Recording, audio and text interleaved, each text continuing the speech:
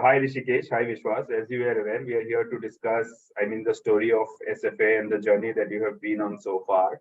Would be great if you could, if either of you can actually start by giving us some, by shedding some light on what SFA actually is and why you actually thought about coming up with this venture. Yeah. Basically, SFA started in 2015.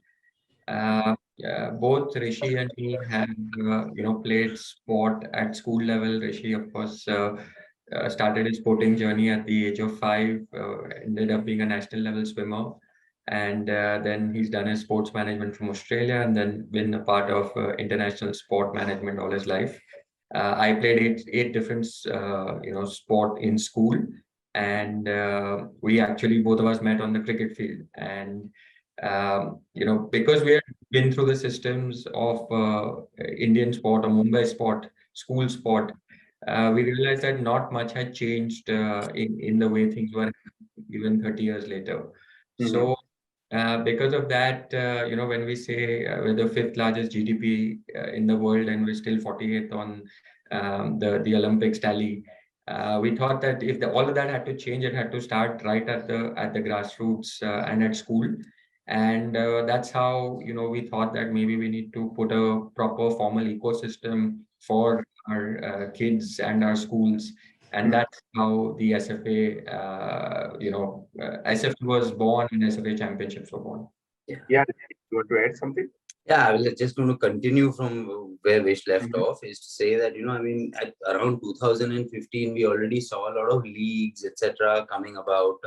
Yeah. Right, the germination, the start of the leagues and all had come about. And we saw that, everybody was looking at that international level, this league level, but the state of school sport was actually only deteriorating, right? So it was more out of this frustration to say that we need a radical transformation at that level to be able to create impact, to get people to recognize that school sports is where it all starts. So it Correct. had to also be approached with that lens in mind, to say that we have to be able to create a radical impact.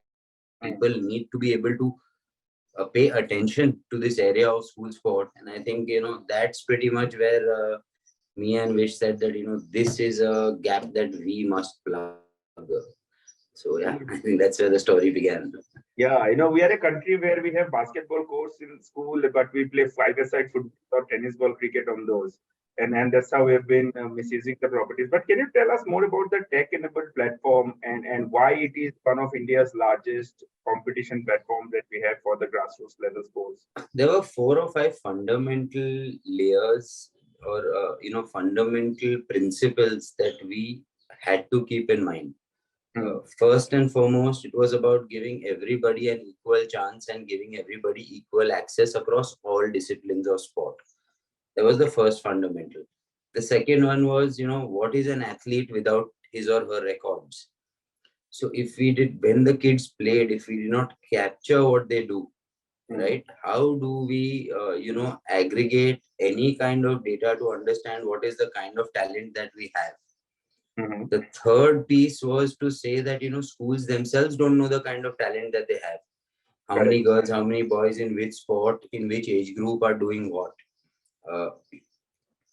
The fourth part, was to be able to bring an audience to school sport. An audience goes a long way in creating aspirations, building, and attracting more and more kids to understand sports. So I think these 3-4 were fundamental pillars that we wanted to crack, to be able to actually create one unifying platform, Plan India. And that is how the technology also got built. It wasn't as if, okay, there's a technology and then now fit in championships or anything of that sort. The technology is built only so that all of these areas can get, addressed and addressed properly. And that's what the games management system is all about. And to be able to execute such complexities, right? I mean, almost 15 to 20,000 kids per championship, to do that pan India. Today we're starting off with 10, we will be going to 50. And when so many kids, almost reaching up to 2 million kids at the end of 5 years, and if we do not capture their data statistics, analytics, if we do not connect that talent pan India, it makes no sense. It's almost as if a child has just come, played for fun and gone. While that entire fun element, the entire excitement, the attraction to sport needs to happen, these fundamental layers need to get addressed. So I think that's pretty much what the games management system is all about. And that proprietary piece of technology that we created is today now getting deployed. I mean, it got deployed at the last national games that happened in Gujarat. It got deployed in the Khelo India games that happened in Haryana. So, it's a big validation that this technology is now working across levels of athletes. And I think the most complicated layer is the school children. And from there on, it just becomes easier and becomes that much more better. So I think we are lending now our technology to better Indian sport. Let's put it that way. Great. Vishwas, would like you to come in here. I mean, you have now identified the problem. You have created the platform that captures the data in details and that actually works as a launchpad for these young kids coming into the sport. But how do you ensure participation across genders or age groups or rural and urban? What's the mechanism you're following to ensure the participation or ensure that the sports have become accessible to them? Yeah, so great question. So like Rishi said, right, we want to go across 50 cities in the next 5 years, and that's the first thing that we're trying to do, is making this a pan-India property and not just doing it in few pockets of the country. The second thing is, we offer about 40 different sports today. And in any SFA championship, so just to bring that in again, in SFA championships, we'll have about 15,000 kids between the age of 5 and 18 who will come from over 500 schools in a city to find out which is the number one school for sport in that city, right? Wow. So what we do there is that we open the participation up for all types of schools. So whether it is a government school or an IB school, ICSC, CBSE, doesn't matter to us. So we open it up to everybody. Because it's across 40 disciplines of sport. In a championship, we end up between 25 and 30 eventually basis participation. So for us, fencing gets as much importance as the athletics, and that is how again we give access to everybody through the sport. So it's access to all schools, access to all sport. And like you said, right, one very interesting statistics in our championships is that we get about 35% constantly participation from the girl child. And we're trying to push that up as much as we can to 50. I think the Olympics got very close to 50 last time because they were also quite low before that. And we celebrate this through IP that we have called She is Gold, where one day in a championship only the girl child will be participating across all sport, and then the parents and the schools and everybody comes out and celebrates that. So this is how we try to give access to everybody. And like Rishi said, we've done the national games, we've done the Khelo India games. So we're working very closely with government also to see how to push this into real Bharat and see what we can do in the future. Fantastic. Rishikesh, you have been a champion swimmer yourself. Can you tell us some of the success stories that you have noticed so far on the platform? Be it the competitions that you have held, and also, I mean, for an athlete, the podium finish is really the journey that everybody wants to be in. So, how important is it to actually spot the talent and then nurture the talent to be on the next level? It's not a one size fits all. Let me just put it that way. Firstly, that every child, every talent across all disciplines of sport is very different. Some of my experiences were that most talent, if it peaks very early, then they can't maximize their potential when it actually comes to that phase where they can make that next big leap into breaking into the national levels or the international levels. Prevalent systems kind of create a lot of fatigue in athletes at a very early age, the ones that are serious. So what we have tried to do is actually flip that entire approach in terms of saying that let's just provide inspiring and joyful sporting experiences to everybody. And then and over a period of time, now we are in our 8th year, right? In a Mumbai city, we've done now 5-6 years. Hyderabad, we've done 5 years. Uttarakhand. So that way, every year, we see that talent maturing, we see that talent changing, and it gives us also a lot of data points to now segregate that talent into elite and plate divisions. Okay. So, right. And then, so the elite division, now we have created partnerships, with some of the best academies, best training institutes in India. And now we are trying to do that even globally to try and see that what is that next big step that we can only enable the athlete to, right? But if you ask me about success stories, see, we have seen about 10 to 12 athletes, over the years that have participated at an SFA championships and then gone on to the Asian Games or the Commonwealth Games or even at Khelo India and at national games to go and participate. And I think the last time though, we also had a medal from one of those athletes. But other than giving them that first platform up to now, we are still building our systems to try and provide that last mile delivery also to the athletes. To just build this platform is a ball game on its own, right? To convince all the schools, all the athletes to come out and participate was the first place that we started off from.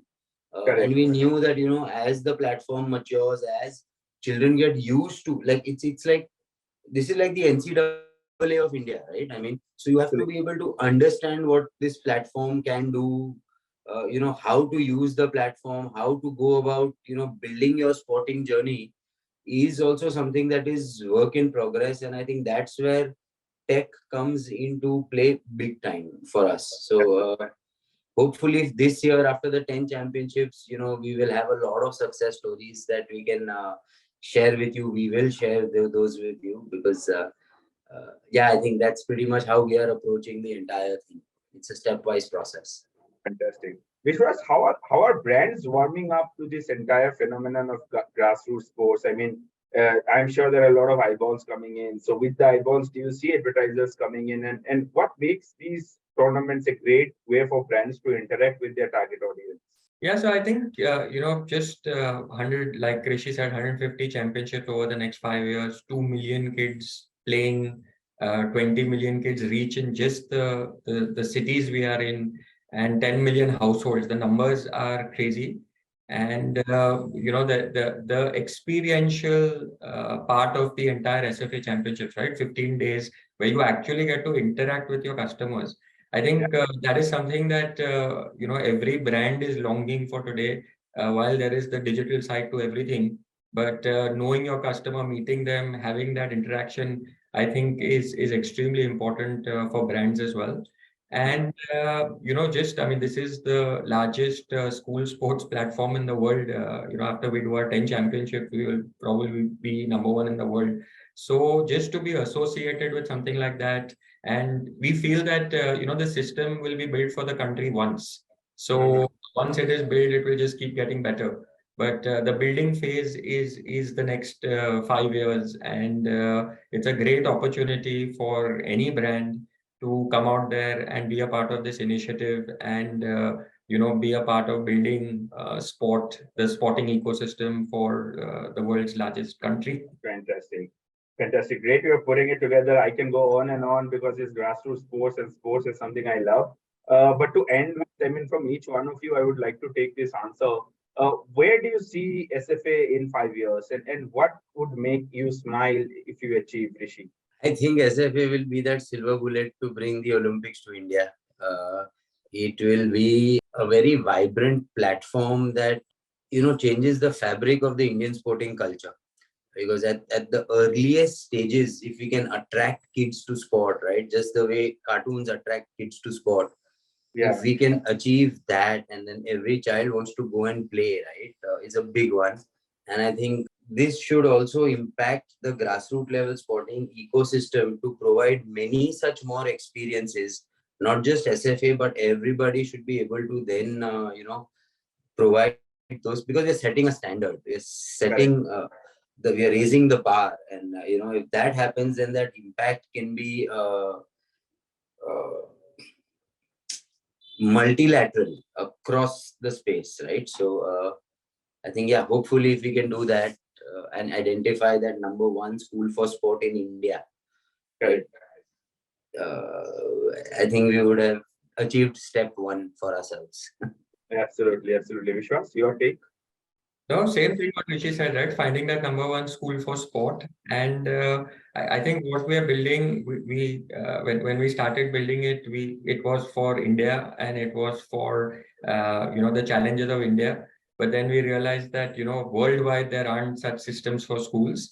So 5 years later, once we do our 150 championships, even we're hoping to get about 5,000 talent out of the next 5 years who will probably go and play for India in the future. So we want to recognize and scout that talent as well.